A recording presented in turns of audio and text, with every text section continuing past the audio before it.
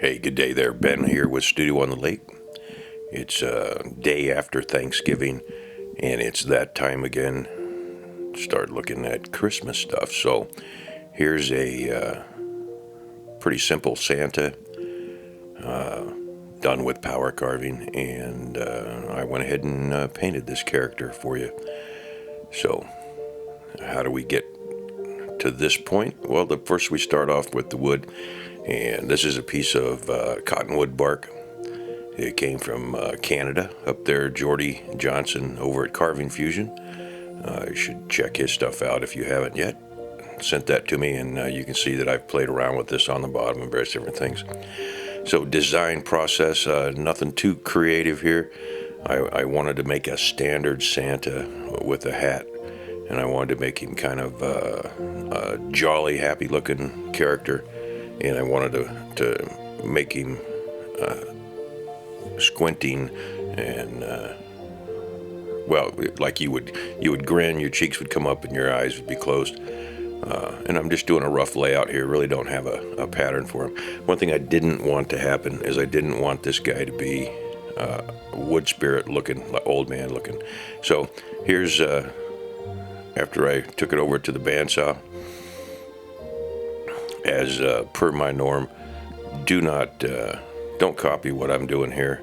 I'm just cleaning up the back, taking some of the bark down, so I've got two things flat space there in the back, and taking some of that looser wood off there that will have a tendency to splinter off, as does with cottonwood bark. So the first thing to decide on this is where his hat comes in. He's going to have one of those caps that has the fur around it, a standard Santa with the big white rim on it, and it's going to go down into a pom-pom or a ball. And I picked this piece of wood particularly because it's a little bit wider. Once again, trying to get away from that thin look that comes in when you're doing a wood spirit, an old man wood spirit. Long and craggy face works well in that. And we'll talk a little bit more about the beard placement on this. This guy, I like the way he turned out. He is very straightforward and simple, but there's a bunch of carving tips in here for those of you that are beginning carvers, and maybe something in there for those of you that are a little bit more advanced. So I want to carve a little bit deeper in the face, and for beginner carvers, especially Calvin and Hobby, or Calvin over at Calvin Hobby, a guy that young kid. I'm gonna address him a little bit in this. And Calvin, if you're watching this, take my advice or not. If it works for you, use it. If it doesn't, let it go. So this is a cuts all tip or burr in here. It's an 1/8 inch sitting in there. That 1/8 inch will also work in all the Dremel sets, and then the other one was 3/32, which is a little smaller. This one got a little gummed up. I don't know why. I used it to carve a lot of stuff on there, and first thing I do is I take the torch, and some people will tell you don't do that, you'll take the temper out of it. Well, I got news for you. You got to get this thing pretty hot before the temper comes out of there. And as you can see, I'm just kind of char on the wood, and then I'm using a brass brush, and it cleans it up like brand new. When this thing gets to the point where it doesn't cut much anymore or cut as aggressively, then I'll replace it. But they tend to wear down, and that's kind of unique also, because instead of being a real aggressive cut at the initial part, the burr will mellow in like a fine wine, and the properties of the cut will change. It'll get smoother. So I get about a year probably worth of work out of these. I use them quite a bit. So you can see I'm kind of setting in the nose there. The first thing I wanted to do with this character was I wanted to have a big old bulbous nose. And as per my norm, I'm going to speed this up. This thing still is a little bit long. I am going to do the voiceover for the whole thing and talk about what I'm doing. So this is kind of a real tutorial. I'm trying not to take wood away. The highest point was going to be the end of his nose. A world of difference in the carving. It's also easier on the tools because the bit is cutting and it's not putting as much stress on the motor there. Or to go ahead and paint him a red cap, white fringe around that, and then a pom-pom on there, you'd know that without a doubt that this is Santa, no matter what level I stopped.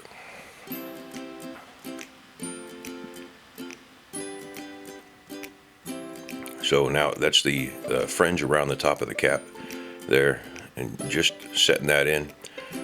Those of you that are just starting carving, one thing you'll notice, and I'll point this out a couple times in the video, I don't spend a whole lot of time completely detailing out any particular portion of the carving.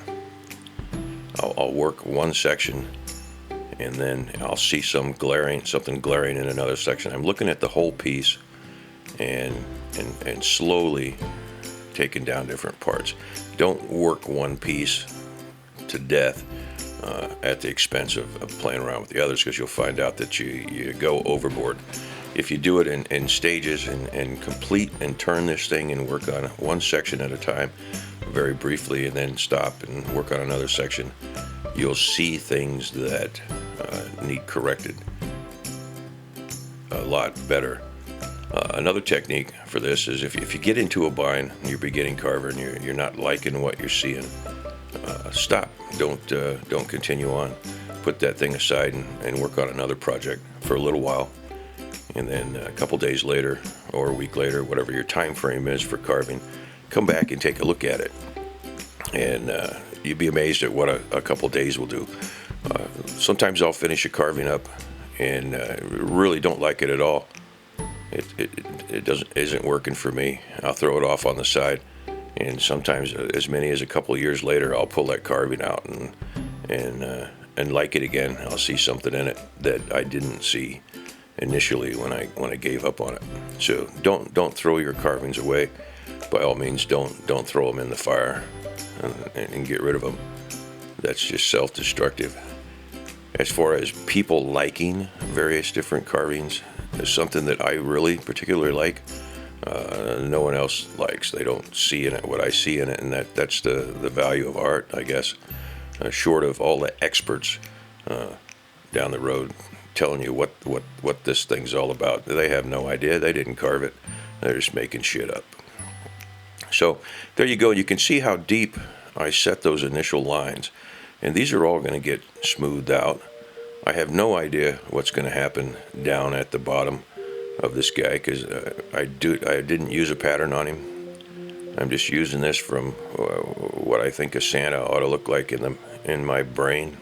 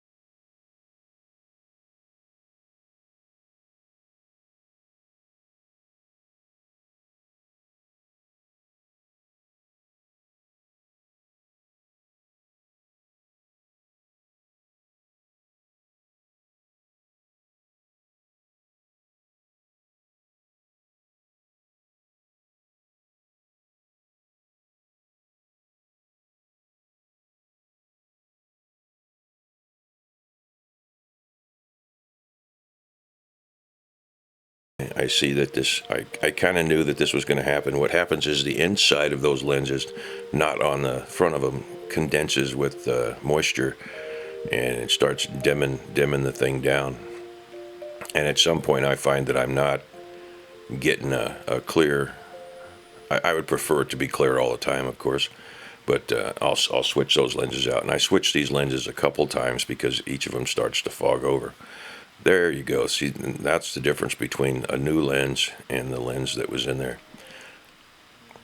I mentioned earlier that you could stop it. I was noticing you could probably stop at this at any point in this character and tell what he was. So I did the rough carving with that Kutzall bit. This is a ruby bit or a diamond bit. This one's actually ruby, and I'm treating it the same way. I'm going to torch a little bit of that stuff off there. I'm not staying on there long enough to pull the temper out and then finish it off with a brass brush. There are people that'll tell you not to do this, but I don't think they know what they're talking about. Just like you may not think I know what I'm talking about. So, advice, as always, if it fits, if it works for you, use it. Give it a try. If it makes no sense to you and doesn't work, don't use it.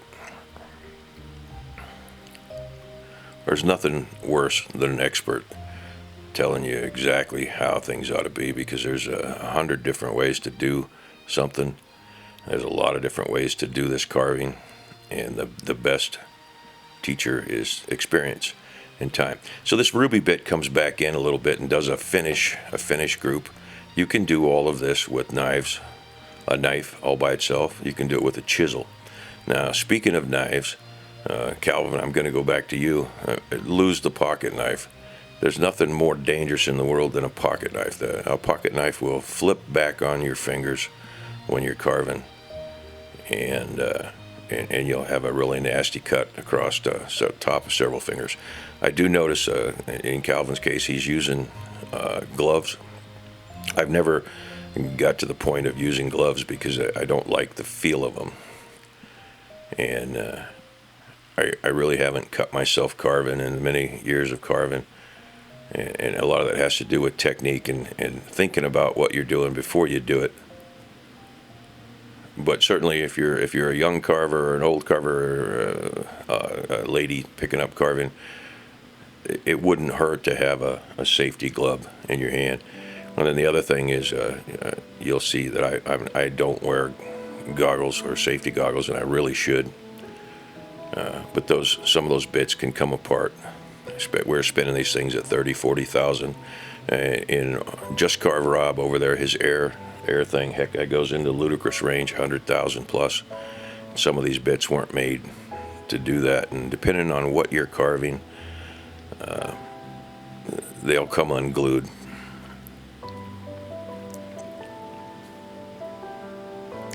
So I'm redefining again. If you'll notice, I'm not working on any particular one portion of this. I didn't need to do an eyeball on this guy because I kind of wanted him to be squinting like you would if you had a big old grin on your face. And then I wanted to leave him with big old puffy cheeks in addition to his nose. And you can see I switched from the face over to try to work on the hair at the side. I haven't farted around with the beard necessarily yet. I haven't finished redefining the hat, and I'm working all over the piece and working him around. You'll see me do a pause there. I'll blow the sawdust off, and I'll pause and stare at it a little bit, and then go back to another piece. I think a lot of this was done in either 2 or 3 times the speed. So when I do slow down, you'll notice that there are pauses in there, and that's where I'm gawking at this guy and trying to decide if what I'm doing is copying or recreating what I see in the picture in my mind of how this guy goes.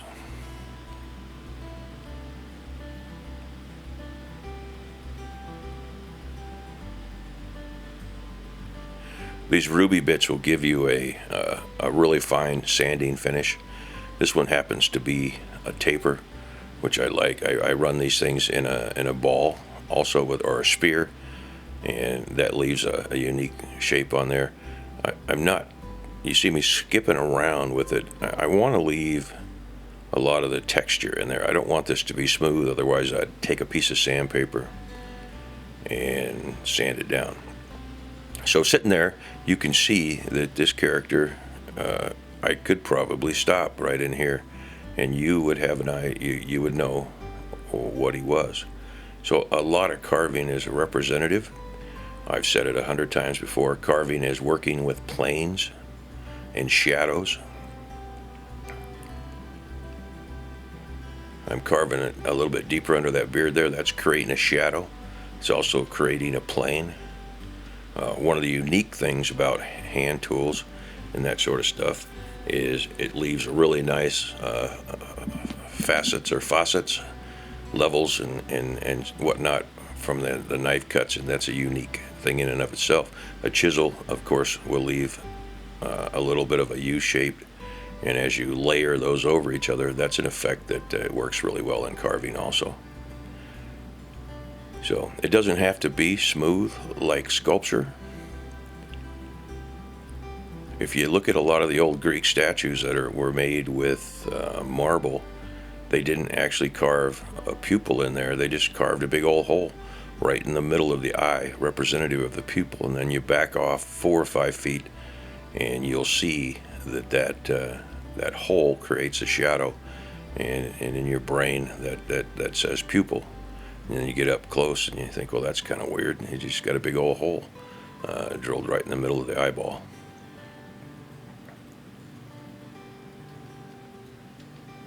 So I've switched to a smaller taper ruby bit, and then here again I'm switching again, and this is that other one was a spear. This one's actually a taper, and I'm trying to cut a line down where his eyelid or eyeball would be in the center there. Again, he's squinting with his cheeks and everything smiling up towards the top.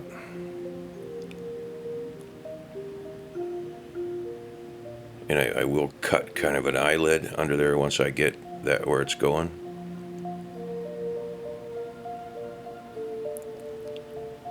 Now that I've taken all the bark off this thing, it kind of looks a lot like basswood. Okay, speaking of wood, I want to come back to Calvin here. You can see I'm cutting that eyeball under there. Hey, yeah, obviously, beginner carvers, you carve anything you can get your hands on. I've carved some decoys out of the strangest wood, and it just happened to be what I could get a hold of. A lot of times it's firewood or a chunk of wood that's laying out somewhere. By all means, grab those. Try to carve them, whether you're a power carver or a hand carver. But when it comes right down to it, there's 2 or 3 woods that really represent themselves to carving. One is basswood, and I think that's the number one across the board. If you're a professional bird carver, Tupelo doesn't fuzz as much with the power carvings and takes finer feather details. Tupelo is hard to come by unless you live in the south by the swamp. And then the third, so the best wood obviously is basswood in my opinion for carving, depending on what you're doing. Secondary to that is sugar pine, which you can get out on the east coast of the U.S. I don't know about up in Canada. The third would be cedar. Cedar it is a softer wood and lends itself readily to carving. A lot of fish decoy folks or fishing lure people use cedar, and it has to do with its property of not rotting away. And then last but not least, we've got something that's relatively new to me, is this cottonwood bark, and Jordy sent me the cottonwood bark. So Calvin, if you're up to it, one of these days I might send you some basswood if you're interested. I sent some to Just Carve Rob. I sent some to Jordy, and you'll love how that stuff carves. So if you're interested, let me know, and I'll get a box off in the mail to you of some basswood colors.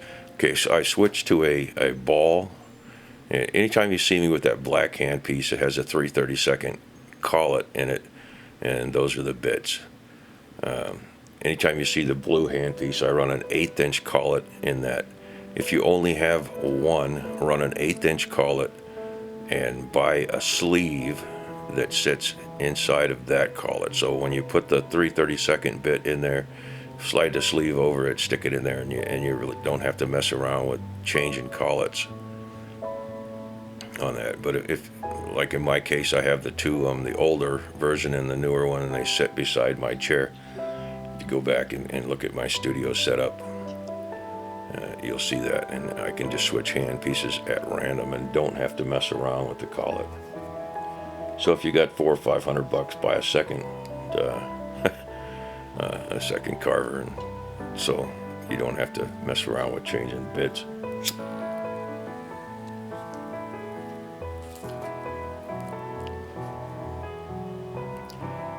This ball, I'm kind of putting little divots and whatnot on his white fuzzy, whatever the heck it is, around that knit cap.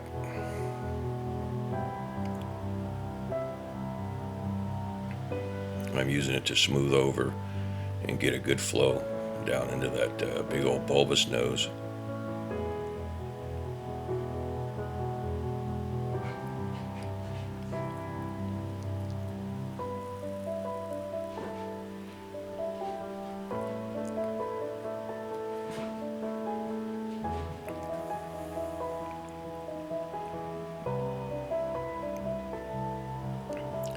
And once again, you see that I am switching all over the place.